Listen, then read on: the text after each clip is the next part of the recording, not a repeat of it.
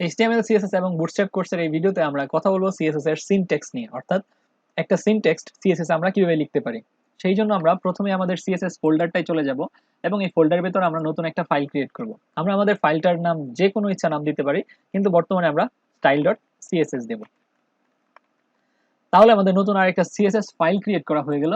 এখন প্রথম কাজ হচ্ছে আমাদের এই এক্সটার্নাল CSS ফাইলটাকে আমাদের index.html ফাইলের সাথে কানেক্ট করে দেওয়া। সেজন্য আমরা আমাদের হেড ট্যাগের ভিতর চলে আসবো, কারণ আমরা জানি যে আমাদের জাভাস্ক্রিপ্ট অথবা আমাদের যেই CSS ফাইলগুলো থাকে সেটা সাধারণত আমাদের হেড ট্যাগের ভিতর লিংক করে দিতে হয়। সেক্ষেত্রে আমরা যদি লিংক লিখি এবং CSS লিখি এভাবে এবং এন্টার প্রেস করার সাথে সাথে সে আমাদের এই style.css এর সাথে কানেক্ট করে ফেলবে। যদি আমরা অন্য আরেকটা ফাইল ইউজ করি, অর্থাৎ আমরা যদি চাই যে আমাদের এখানে আরেকটা CSS এর ফাইল নিতে, কারণ আমাদের প্রজেক্ট করতে আমাদের অনেকগুলো CSS এর ফাইলের দরকার হতে পারে, সেই জন্য আমরা এখানে নিউ ফাইল অথবা আমরা এখানে এটাতে ক্লিক করব এবং আমরা দিব যে main.css, অর্থাৎ এটা আমাদের আরেকটা CSS ফাইল। এন্টার প্রেস করার সাথে সাথে নতুন আরেকটা CSS ফাইল ক্রিয়েট করা হয়ে গেল।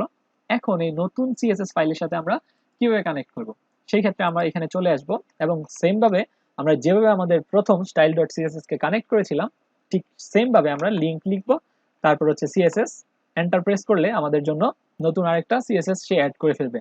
কিন্তু এখানে আমরা দেখতে পাচ্ছি যে আমাদের হাইপার রেফারেন্স দেওয়া আছে style.css, কিন্তু আমরা তো চাচ্ছি main.css এর সাথে কানেক্ট করতে, এই জন্য আমরা এখানে main.css লিখে দেব। তাহলে আমাদের main.css এর সাথে সে কানেক্ট হয়ে যাবে। কন্ট্রোল এস প্রেস করব। এখন আমরা যদি একটা কাজ করি যে CSS এর সিনট্যাক্স আসলে কিভাবে কাজ করে। আমরা HTML এ সাধারণত দেখেছি যে আমরা কোনো একটা ট্যাগের সাহায্যে কোনো কিছু লেখা বা ইমেজ আমরা শো করতে পারি। HTML মূলত সবকিছুই ট্যাগ নিয়ে কথাবার্তা বলে।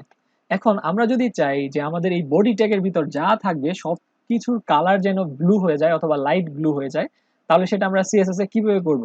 এই জন্য আমরা কন্ট্রোল এস প্রেস করব এবং আমাদের যে style.css ফাইলটা আছে এটাকে এই সাইডে নিয়ে আসবো এবং এখানে আমরা লিখবো আমাদের বডি ট্যাগ, অর্থাৎ আমরা চাচ্ছি আমাদের বডি ট্যাগকে কন্ট্রোল করতে বা স্টাইলিং করতে।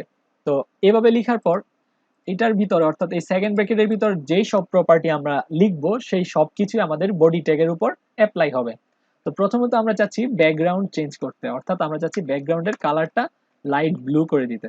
তো কন্ট্রোল এস প্রেস করলে এবং আমরা যদি আমাদের এই বডি ট্যাগের ভিতরে আসি এবং এখানে আমরা কোনো কিছু লিখি this is an body tag, control S press করলে আমরা যদি আমাদের লাইভ সার্ভারটা দেখতে যাই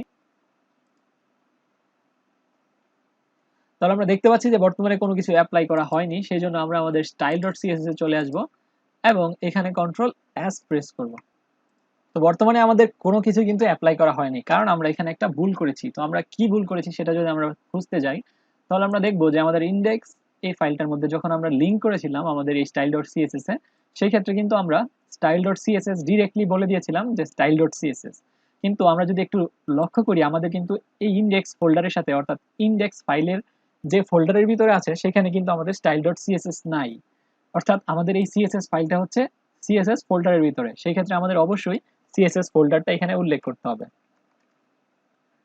এবং এখান থেকে আমরা লিখে দেব style.css।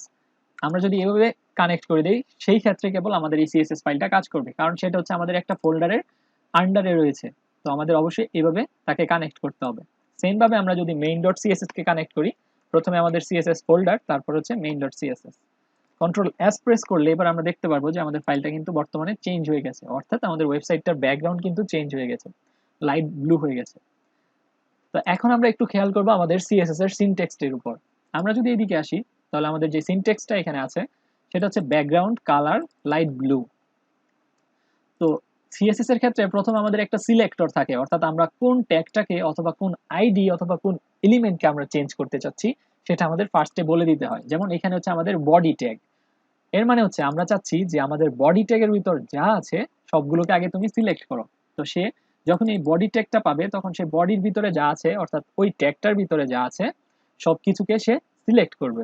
তারপর হচ্ছে সে তার একটা প্রপার্টি বলে দিতেছে যে বডি ট্যাগের ভিতরে যে সমস্ত এলিমেন্ট আছে তার ব্যাকগ্রাউন্ড কালার, এটা হচ্ছে তার একটা প্রপার্টি বা তার একটা বৈশিষ্ট্য, সেই বৈশিষ্ট্যটার নাম সে উল্লেখ করে দিতেছে। অর্থাৎ আমরা এখানে দেখতে পাচ্ছি ফার্স্টে আমাদের সেই বৈশিষ্ট্যর বা গুণাবলীর নামটা বলতে হবে, তারপর হচ্ছে আমাদের বলতে হবে যে আমরা কি অ্যাপ্লাই করতে চাচ্ছি, অর্থাৎ তার সেই প্রপার্টি ভ্যালুটা আমাদের বলে দিতে হবে যে light blue, background colour light blue. আমরা যদি চাই যে তার একটা বর্ডার দিতে, তাহলে আমাদের বলতে হবে যে তার প্রপার্টি হবে বর্ডার বর্ডার এবং আমাদের এখানে তার ভ্যালু বলে দিতে হবে যে তুমি তার প্রপার্টির যেই ভ্যালুটা তা কত হবে, অর্থাৎ তুমি বর্ডারটা কত পিক্সেল চাচ্ছ। আমি যদি চাই 2 পিক্সেল সলিড ব্ল্যাক, তাহলে সে একটা বর্ডার দিয়ে দিবে এবং তার 2 পিক্সেল হবে। তো এইভাবে আমরা সহজে কোনো একটা প্রপার্টির ভ্যালু অ্যাপ্লাই করতে পারি। তো সেই ক্ষেত্রে আমাদের মনে রাখতে হবে সিনট্যাক্সটা ভালো করে, যে প্রথমে আমাদের একটা সিলেক্টর থাকতে হবে, সিলেক্টর। তারপর হচ্ছে আমাদের সেই সিলেক্টরের ভিতরে থাকবে হচ্ছে কি আমাদের যেসব প্রপার্টি আর ভ্যালু। তো আমাদের প্রথমে বলে দিতে হবে তার প্রপার্টি, তারপর একটা কোলন, তারপর হচ্ছে তার যে ভ্যালুটা, অর্থাৎ যে কোনো একটা ভ্যালু এবং সেমিকোলন। তো এইভাবে আমরা একটা সিনট্যাক্স বা সিএসএস এর সিনট্যাক্স কাজ করে। সমস্ত সিএসএস আমরা যেগুলো অ্যাপ্লাই করব সবকিছুই আসলে এই স্ট্রাকচারটা ফলো করবে। তো এখন যদি আমরা একটু কন্ট্রোল এস প্রেস করে আমাদের ওয়েবসাইটটা দেখি, তাহলে আমরা দেখতে পারবো যে আমাদের এইখানে একটা কালার দিয়ে দিয়েছে, অর্থাৎ সে বডি ট্যাগের ভিতরে একটা বর্ডার অ্যাপ্লাই করেছে।